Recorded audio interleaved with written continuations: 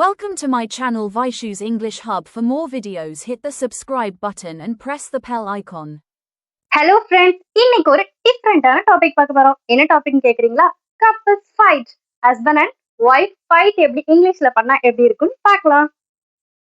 Wife சொல்றாங்க, என்ன பண்றீங்க அப்படின்னு கேக்குறாங்க. அது இங்கிலீஷ்ல எப்படி கேட்கலாம்? What are you doing, what are you doing அப்படின்னு சொல்லிட்டு ஒய்ஃப் கேக்குறாங்க. அதுக்கு ஹஸ்பண்ட் சொல்றாங்க, ஒன்னும் இல்ல, போன் தான் பாக்குறேன் அப்படின்னு சொல்றாங்க. So nothing, just checking my phone, nothing, just checking my phone அப்படின்னு சொல்லி ஹஸ்பண்ட் சொல்றாங்க. அதுக்கு ஒய்ஃப் சொல்றாங்க, நான் பேசுறத கேட்கவே மாட்டீங்களா அப்படின்றாங்க.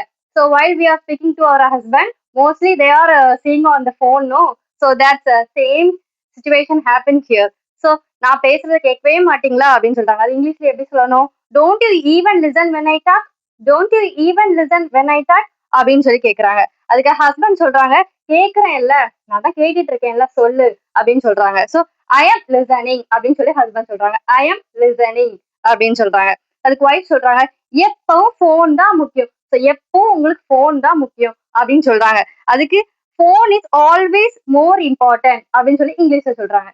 Phone is always more important அப்படின்னு சொல்றாங்க.